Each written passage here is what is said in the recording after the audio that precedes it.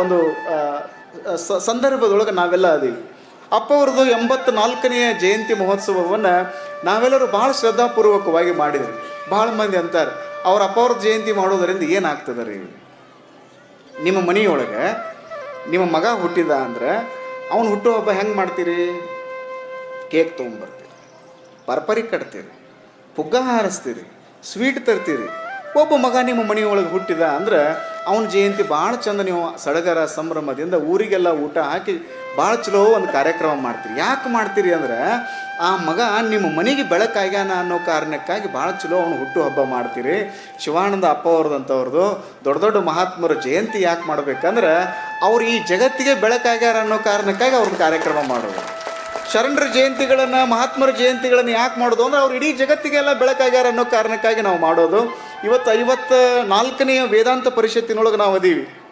ಅವ್ರಿಗೆ ಅಪ್ಪ ಅವ್ರಿಗೆ 84ನೇ ಹುಟ್ಟುಹಬ್ಬ ಕಾರ್ಯಕ್ರಮದೊಳಗೆ ನಾವು ಅದೀವಿ. ಈಗ ನೋಡ್ರಿ ಸಂದರ್ಭ ಹೆಂಗದ ಅಂದರೆ ಮುಂದಿನ ವರ್ಷ 85ನೇ ಜನ್ಮ ದಿನೋತ್ಸವವನ್ನು ಅತ್ಯಂತ ಅದ್ಧೂರಿಯಾಗಿ ಮಾಡಬೇಕು ಅನ್ನೋ ಕಾರಣಕ್ಕಾಗಿಯೇ ಶ್ರೀಮಠದ ಸಮಸ್ತ ಸದ್ಭಕ್ತರು ಒಂದು ಸಂಕಲ್ಪಬದ್ಧರಾಗಿ ಬಹಳ ದೊಡ್ಡದಾದ ಕಾರ್ಯಕ್ರಮವನ್ನು ಮಾಡಬೇಕು ಅಂತ ಒಂದು ನೆಪ ಇಟ್ಟುಕೊಂಡು ಅವ್ರೇನು ಮಾಡ್ಯಾರ ಅಂದ್ರೆ ಅಜ್ಜವರು ಹುಟ್ಟು ಹಾಕಿರುವಂತಹ ಶಿಕ್ಷಣ ಸಂಸ್ಥೆಯೇ 50 ವರ್ಷ ಆಗ್ತದೆ. ಲಕ್ಷ ಕೊಟ್ಟು ಕೇಳ್ರಿ, ಈ ಇಂಚಲ ಅನ್ನುವಂತಹ ಒಂದು ಸಣ್ಣ ಹಳ್ಳಿಯೊಳಗೆ ಇವತ್ತು ಆಧ್ಯಾತ್ಮಿಕವಾಗಿ ಶೈಕ್ಷಣಿಕವಾಗಿ ಬಹಳ ದೊಡ್ಡ ಕ್ರಾಂತಿಯನ್ನೇ ಮಾಡಿರುವಂಥ ಶ್ರೇಯಸ್ಸು ಶಿವಾನಂದ ಭಾರತಿ ಅಪ್ಪ ಅವರಿಗೆ ಸಲ್ಲುತ್ತದೆ. ಅವರು ಕಟ್ಟಿರುವಂತಹ ಒಂದು TCH ಕಾಲೇಜಿನಿಂದ ಇವತ್ತು ಸಾವಿರಾರು ಜನ ವಿದ್ಯಾರ್ಥಿಗಳ ಹೊರಗಡೆಗೆ ಬರ್ತಾರೆ, ಶಿಕ್ಷಕರಾಗ್ತಾರೆ. ಇವತ್ತು ಇಂಚಲ ಅಂದರೆ ಇದು ಶಾಸ್ತ್ರದ ಗೊಂಚಲ ಅಂತ ನಾವು ಮಾತಾಡ್ತೀವಿ, ಇದು ಶಿಕ್ಷಣದ ಗೊಂಚಲ ಅಂತ ಮಾತಾಡ್ತೀವಿ. ಮುಂದಿನ ವರ್ಷಕ್ಕೆ 2025ನೇ ಇಸ್ವಿಗೆ ಆ ಶಿಕ್ಷಣ ಸಂಸ್ಥೆಯನ್ನು ಪ್ರಾರಂಭ ಮಾಡಿ 50 ವರ್ಷಗಳು ಸಂದರ್ಭವನ್ನು ಆ 50 ವರ್ಷಗಳನ್ನು ಪೂರ್ಣಗೊಳಿಸುತ್ತಿರುವಂಥ ಒಂದು ಸಂದರ್ಭದಲ್ಲಿ ಗೋಲ್ಡನ್ ಜೂಬಿಲಿ ಹೆಂಗೆ ಮಾಡಬೇಕು ಅಂದರೆ ಬಂಗಾರದಂಥ ಶಿಕ್ಷಣ ಸಂಸ್ಥೆ, ಗೋಲ್ಡನ್ ಜೂಬಿಲಿ ಅಂತಾರೆ, ಅದು ಸುವರ್ಣ ಮಹೋತ್ಸವ ಅಂತ ನೋಡ್ರಿ. ಬಂಗಾರದಂಥ ಊರು, ಬಂಗಾರದಂಥ ಮಠ, ಬಂಗಾರದಂಥ ಸ್ವಾಮಿಗಳು, ಬಂಗಾರದಂಥ ಶಿಕ್ಷಣ ಸಂಸ್ಥೆ, ಬಂಗಾರದ ಕಾರ್ಯಕ್ರಮವನ್ನು ಬಂಗಾರದಂಥ ಭಕ್ತರು ಬಹಳ ದೊಡ್ಡ ಪ್ರಮಾಣದಲ್ಲಿ ನೀವೆಲ್ಲ ಮಾಡಬೇಕು ಅನ್ನುವಂಥದ್ದನ್ನು ನಾವು ಹೇಳ್ಬೇಕು. ಯಾಕೆ ಮಾಡ್ಬೇಕು ಹೇಳ್ರಿ? ಒಂದು ಶಿಕ್ಷಣ ಸಂಸ್ಥೆ ಒಂದು ಕಟ್ಟಿದ್ದೀವಿ ಅಂತಂದರೆ ಏನೆಲ್ಲ ಸಾಧ್ಯ ಆಗ್ತದೆ. ಅದು ಗ್ರಾಮೀಣ ಭಾಗದಲ್ಲಿ, ಈ ಇಂಚಲ ಅನ್ನುವಂತಹ ಒಂದು ಗ್ರಾಮೀಣ ಭಾಗದಲ್ಲಿ ದೊಡ್ಡ ದೊಡ್ಡ ಶಿಕ್ಷಣ ಸಂಸ್ಥೆಗಳು.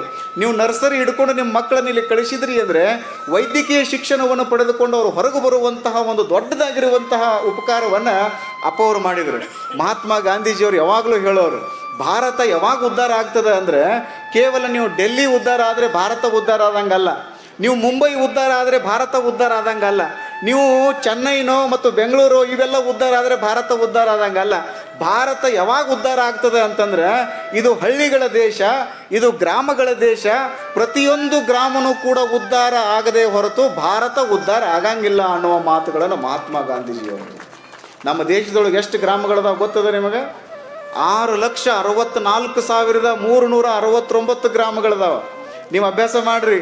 ಇಷ್ಟು ದೊಡ್ಡ ಪ್ರಮಾಣದಲ್ಲಿ ಗ್ರಾಮಗಳು ಜಗತ್ತಿನ ಯಾವುದೇ ದೇಶದಲ್ಲಿಲ್ಲ. ಇಂಥ ಗ್ರಾಮಗಳನ್ನು ಉದ್ಧಾರ ಹೆಂಗೆ ಮಾಡೋದು ಅಂದರೆ ಶಿಕ್ಷಣದ ಮೂಲಕ ಮಾಡಬೇಕು ಅಂತ ತಿಳ್ಕೊಂಡು ಬಹಳ ದೊಡ್ಡ ಪ್ರಮಾಣದಲ್ಲಿ ಶಿಕ್ಷಣ ಸಂಸ್ಥೆಯನ್ನು ಕಟ್ಟಿರುವಂತಹ ಬಹಳ ದೊಡ್ಡ ಗುರುಗಳು ಯಾರು ಅಂದರೆ ಶಿವಾನಂದ ಭಾರತಿ ಅಪ್ಪ ಅವರು ಆಗಿರೋಣದರಿಂದ ಆ 50ನೇ ವರ್ಷದ ಕಾರ್ಯಕ್ರಮ ಎಲ್ಲ ಯೋಗ ಹೆಂಗೆ ಕೂಡ ನೋಡ್ರಿ. ಅಪ್ಪ ಅವ್ರಿಗೆ 85 ವರ್ಷ, ಶಿಕ್ಷಣ ಸಂಸ್ಥೆಗೆ 50 ವರ್ಷ, ವೇದಾಂತ ಪರಿಷತ್ತಕ್ಕೆ 55 ವರ್ಷ. ನಿಮಗೆಲ್ಲ ಇಟ್ಟೆಟ್ಟು ವಯಸ್ಸು ರೀ, ನಿಮ್ಮದು ಕಾರ್ಯಕ್ರಮ ಮಾಡೋದು ಇದರೊಳಗೆ. ಅಪ್ಪ ಅವ್ರದ್ದು ಅಟ್ಟ ಇದು ಬಿಡ್ರಿ, ನಮ್ಮದೇನಿಲ್ಲರಿ ಅಂತ ತಿಳ್ಕೊಳ್ಳುವಂಗಿಲ್ಲ. ಅಪ್ಪ ಅವ್ರನ್ನ ಮ್ಯಾಲೆ ಕುಂಡ್ರಿಸಿ ನೀವೆಲ್ಲ ಕೆಳಗೆ ಕೂತೀರಿ ಅಂದ್ರೆ ನೀವು ಸಣ್ಣವ್ರು ಅಂತಲ್ಲ, ನಮ್ಮನ್ನೆಲ್ಲ ಮ್ಯಾಲೆ ಕುಂಡ್ರಿಸಿ ನಮ್ಮ ಮಾತುಗಳನ್ನು ಕೇಳ್ಕೊಂತ ಚಪ್ಪಾಳೆ ತಟ್ಕೊಂತ ನಕ್ಕೊಂತ ಕೆಳಗೆ ಕುಂಡಿರ್ತೀರಂತ ನಿಮಗಿಂತನೂ ಪುಣ್ಯಾತ್ಮರು ಮತ್ತೊಬ್ಬರು ಯಾರೂ ಇಲ್ಲ. ಯಾಕಂದ್ರೆ ಬುದ್ಧನನ್ನು ಯಾರೋ ಕೇಳಿದ್ರು, ಅಪ್ಪ ಅವ್ರು ನೀವು ಯಾಕೆ ಯಾವಾಗಲೂ ಕೆಳಗೆ ಕೂತ್ಕೋತೀರಿ? ಬುದ್ಧ ಹೇಳಿದ್ರು, ಕೆಳಗೆ ಕುಂತಾವ್ ಯಾವಾಗೂ ಬೀಳಂಗಿಲ್ಲಪ್ಪ, ಅದಕ್ಕೆ ಕೆಳಗೆ ಕೂತ್ಕೋತೀನಿ ಅಂತ ಹೇಳೋದು.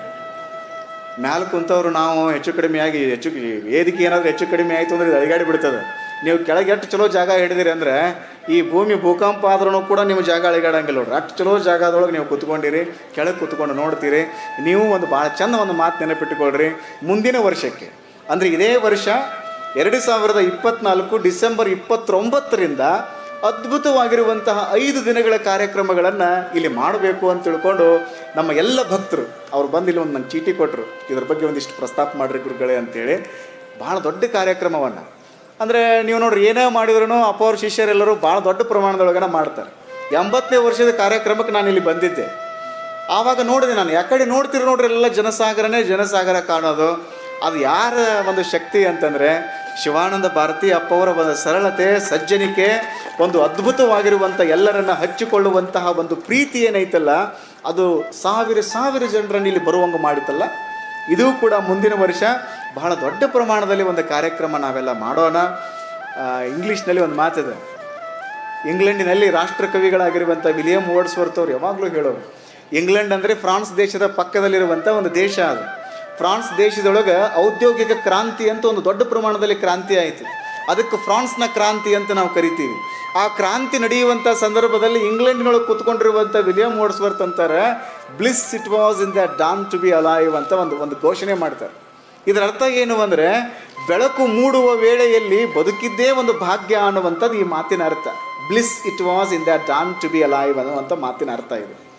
ಅಜ್ಜಾರ ಅವ್ರ ಕತೆ ನಮಗೆ ಯಾಕೆ ಹೇಳಾಕತ್ತೀರಿ ಅಂತ ನೀವು ಅಂದ್ರಿ ಅಂದರೆ, ಅಪ್ಪ ಅವ್ರ 85ನೇ ವರ್ಷದ ಹುಟ್ಟುಹಬ್ಬ, 50 ವರ್ಷದ ಶಿಕ್ಷಣ ಸಂಸ್ಥೆ ಕಾರ್ಯಕ್ರಮ, 55ನೇ ವೇದಾಂತ ಪರಿಷತ್ತಿನ ಕಾರ್ಯಕ್ರಮದಲ್ಲಿ ನಾವೆಲ್ಲ ಬದುಕ್ತೀವಲ್ಲ, ಅದನ್ನೆಲ್ಲ ಆಚರಿಸ್ತೀವಲ್ಲ, ಅದೇ ನಮ್ಮ ಬದುಕಿನ ಭಾಗ್ಯ ಅಂತ ನಾವೆಲ್ಲರೂ ಭಾವಿಸ್ಕೊಂಡು ಆ ಕಾರ್ಯಕ್ರಮವನ್ನು ಅತ್ಯಂತ ಸುಭಗ ಸುಂದರವಾಗಿ, ನಯನ ಮನೋಹರವಾಗಿ, ಬೋಧಪ್ರದವಾಗಿ ಭಾಳ ಚಂದ ಕಾರ್ಯಕ್ರಮವನ್ನು ಮಾಡುವಂತಹ ಬಹುದೊಡ್ಡ ಜವಾಬ್ದಾರಿ ಅದು ಯಾರ ಮೇಲೆ ಇದೆ ಅಂದರೆ, ಅದು ಭಕ್ತ ಸಂಕುಲದ ಮೇಲೆ ಇರ್ತದೆ. ನಾವು ಸ್ವಾಮಿಗಳು ಅದನ್ನು ಬಯಸಂಗಿಲ್ಲ, ನೀವು ಅದನ್ನು ಮಾಡಬೇಕಾಗ್ತದೆ. ಒಂದು ಶಿಕ್ಷಣ ಸಂಸ್ಥೆಯ ಒಂದು ಅದ್ಭುತವಾಗಿರುವಂತಹ ಸಡಗರ ಸಂಭ್ರಮದಿಂದ ಇವತ್ತು ನೋಡ್ರಿ, ಬಹಳಷ್ಟು ಜನ ನಾವು ವೈದ್ಯಕೀಯ ಶಿಕ್ಷಣವನ್ನು ಪಡ್ಕೊಳ್ಬೇಕಾಗಿತ್ತು ಅಂದರೆ ಬೆಳಗಾವಿಗೆ ಹೋಗಬೇಕು, ಬೆಂಗಳೂರಿಗೆ ಹೋಗಬೇಕು. ಅಪ್ಪ ಅವ್ರು ಹಿಂಗೆ ವಿಚಾರ ಮಾಡಿದರು, ನಾವೆಲ್ಲ ಬೆಳಗಾವಿಗೆ ಹೋಗಿ ಬೆಂಗಳೂರಿಗೆ ಹೋಗಿ ಕಲಿಯೋದು ಏನದ, ಬೆಂಗಳೂರಿನ ಮಂದಿನ ಇಂಚಲಕ್ಕೆ ಬಂದು ಇಲ್ಲಿ ಶಿಕ್ಷಣ ಕಲೀಲಿ ಅನ್ನೋ ಕಾರಣಕ್ಕಾಗಿಯೇ ಶಿಕ್ಷಣ ಸಂಸ್ಥೆಯನ್ನು ಕಟ್ಟಿದರು. ಆ ಹಿನ್ನೆಲೆಯಲ್ಲಿ ಆ ಒಂದು ಕಾರ್ಯಕ್ರಮವನ್ನು ಬಹಳ ಚಂದ ಕಾರ್ಯಕ್ರಮ ಆಗಬೇಕು. ಈ ನಮ್ಮ ಬೈಲುಹೊಂಗಲದ ಶಾಸಕರಾಗಿರುವಂಥ ಸನ್ಮಾನ್ಯ ಶ್ರೀ ಮಹಾಂತೇಶನ ಕೌಜಲಿಗೆ ಅವರು ಇಲ್ಲೇ ಇದ್ದಾರೆ. ಅವರು ಶ್ರೀಮಠದ ಭಕ್ತರದಾರ. ಅವರು ಈ ಒಂದು ಕಾರ್ಯಕ್ರಮದ ಉಸ್ತುವಾರಿಯನ್ನು ತೆಗೆದುಕೊಂಡು, ಸೇವೆಯನ್ನು ಮಾಡುವಂಥ ಉಸ್ತುವಾರಿಯನ್ನು ತೆಗೆದುಕೊಂಡು ಈ ಭಾಗದೊಳಗೆ ನೋಡ್ರಿ ಭಾಳ ಅಪರೂಪವಾಗಿರುವಂಥ ಶಾಸಕರು, ಸರಳ ಸಜ್ಜನಿಕೆಯ ಸಾಕಾರ ಮೂರ್ತಿಗಳು, ಅಪ್ಪ ಅವ್ರ ಮೇಲೆ ಭಾಳ ಗೌರವವನ್ನು ಇಟ್ಟುಕೊಂಡಿರುವಂಥವರು. ಅವರನ್ನು ಮುಂದಿಟ್ಟುಕೊಂಡು ನೀವೆಲ್ಲ ಭಕ್ತರು ಎಲ್ಲರೂ ನೀವು ಸದೃಢದಿರಿ. ವೇದಿಕೆ ಮೇಲೆ ಇರುವಂಥ ಆಚಾರ್ಯ ಶಿಷ್ಯರಂತೂ ನೋಡ್ರಿ, ಎಲ್ಲ ಸಾಧು ಒಂದು ಅದ್ಭುತವಾಗಿರುವಂಥ ಕುಲ ಏನದ ಅಲ್ಲ, ಇವರನ್ನು ನೋಡೋದೇ ಒಂದು ಆನಂದ. ಎಷ್ಟು ಶಾಂತವಾಗಿ ಕೂತ್ಕೊಂಡಿರ್ತಾರೆ, ಓತಪ್ರೋತವಾಗಿ, ಪುಂಖಾನುಪುಂಖವಾಗಿ, ಬೋಧಪ್ರದವಾಗಿ ಚಿಂತನೆಪರ ಮಾತುಗಳನ್ನು ಕೇಳೋದೇ ಒಂದು ಆನಂದ ಅಂತ ನಾವೆಲ್ಲ ಭಾವಿಸ್ಕೊಂಡು ಆ ಹಿನ್ನೆಲೆಯಲ್ಲಿ ಆ ಒಂದು ಕಾರ್ಯಕ್ರಮವನ್ನು ನಾವೆಲ್ಲರೂ ಮಾಡಬೇಕು. ಆ ಕಾರ್ಯಕ್ರಮದೊಳಗೆ ನಾವೇನು ಕೇಳ್ಕೊಳ್ಳೋದು ಅಂದರೆ, ಶಿವಾನಂದ ಭಾರತಿ ಅಪ್ಪ ಅವರು ಒಂದು 100 ವರ್ಷ ನಮ್ಮ ಮಧ್ಯದೊಳಗಿರಬೇಕು. ಅವ್ರ ಶತಮಾನೋತ್ಸವ ಕಾರ್ಯಕ್ರಮವನ್ನು ಭಾಳ ದೊಡ್ಡ ಪ್ರಮಾಣದಲ್ಲಿ ಮಾಡಬೇಕು, ನಾವೆಲ್ಲರೂ ಮಾಡಬೇಕು. ಅವ್ರ ಶತಮಾನೋತ್ಸವದೊಳಗೆ ನಾವೆಲ್ಲರೂ ಪಾಲ್ಗೊಂಡು ಭಾಳ ದೊಡ್ಡ ಕಾರ್ಯಕ್ರಮವನ್ನು ಮಾಡಬೇಕು. ಇದರ ಅರ್ಥ ಏನು ಅಂದರೆ, ಅವರಿಗೆ ಖುಷಿ ಆಗ್ತದೆ ಅಂತೇನಿಲ್ಲ. ನೀವು ತೊಟ್ಟಿಲದೊಳಗಿರುವಂಥ ಮಗುವಿನನ್ನು ನೀವು ರತ್ನ ಕಂಬಳಿ ಮೇಲೆ ಹಾಸಿದ್ರೂ ಸುಮ್ಮ ಇರ್ತೈತಿ, ಕರಿ ಕಂಬಳಿ ಮೇಲೆ ಹಾಸಿದ್ರೂ ಸುಮ್ಮನೆ ಇರ್ತೈತಿ, ಹರಕು ತಟ್ಟು ಮೇಲೆ ಹಾಸಿದ್ರೂ ಅದು ಸುಮ್ಮ ಇರ್ತೈತಿ. ಆ ಮಗುವಿಗೆ ಖುಷಿ ಆಗಂಗಿಲ್ಲ ರೀ. ಆ ಮಗುವಿನನ್ನು ಎತ್ತಿ ಆಡಿಸುವಂಥ ಬಂಧು ಬಳಗದವ್ರಿಗೆ ಖುಷಿ ಆಗ್ತದೆ. ಅದಕ್ಕೆ ಬಂಗಾರ ಹಾಕೋದರಿಂದ, ಬಂಗಾರ ಅದಕ್ಕೇನು ಗೊತ್ತು ಹುಡುಗರಿಗೆ, ಸಣ್ಣ ಮಕ್ಕಳಿಗೆ ಬಂಗಾರ ಅನ್ನೋದು ಗೊತ್ತಿರ್ತೈತೇನ್ರಿ. ಅದಕ್ಕೆ ಅವು ಯಾವಾಗೂ ನಕ್ಕೋತಿರ್ತಾವೆ. ನಮಗೆ ಬಂಗಾರ ಅಂದರೆ ಯಾವುದು, ಬೆಳ್ಳಿ ಅಂದರೆ ಯಾವುದು ನಮಗೆ ಗೊತ್ತೈತಿಲ್ಲ, ನಾವು ನಗಂಗೇ ಇಲ್ಲ. ವಿಜ್ಞಾನ ಏನು ಹೇಳ್ತದೆ ಗೊತ್ತಿದೆ, ಒಂದು ದಿನಕ್ಕೆ ಒಂದು ಸಣ್ಣ ಮಗು 300 ಸಾರಿ ನಗ್ತೈತಿ ಅಂತ್ರಿ. ಸಣ್ಣ ಮಗು ಒಂದು ದಿನಕ್ಕೆ 300 ಸಾರಿ ನಗ್ತದೆ. ನೀವೆಷ್ಟು ಸಾರಿ ನಗ್ತೀರಿ ಒಂದು ದಿನಕ್ಕೆ? ಎನಿಸಿ ನೋಡ್ರಿ ನೀವು ಬೇಕಾರೆ. ನೀವು 3 ಸಾರಿನೂ ನಗಲ್ಲ. ನೀವು ಯಾಕೆ ನಗಲ್ಲ ಹೇಳ್ರಿ? ನಮಗೆ ಭೇದ ಭಾವ ಎಲ್ಲ ಅದ, ನಮಗೆ ಬೇಕು ಅನ್ನೋದದ. ಆ ಮಗುವಿಗೆ ಬೇಕು ಅನ್ನೋದು ಇಲ್ಲ, ಭೇದ ಭಾವನೂ ಇಲ್ಲ. ಬೇಕು ಅನ್ನೋದನ್ನು ಬಿಡಬೇಕು, ಭೇದ ಭಾವವನ್ನು ಬಿಡಬೇಕು. ಇವೆಲ್ಲವನ್ನು ಬಿಟ್ರಿ ಅಂದರೆ ನೀವೇ ದೇವರಾಗ್ತೀರಿ ಅಂತ ಹೇಳಿದವರು ಸದ್ಗುರು ಸಿದ್ಧಾರು. ಇದನ್ನು ಬಿಟ್ರಿ ಅಂದರೆ ನೀವೇ ದೇವರಾಗಿಬಿಡ್ತೀರಿ. ಅಹಂ ಬ್ರಹ್ಮಾಸ್ಮಿ ಅನ್ನೋ ತತ್ವನೇ ಅದೇ, ಐ ಆಮ್ ದಿ ಅಲ್ಟಿಮೇಟ್ ಅನ್ನುವಂಥ ತತ್ವನೇ ಅದೇ.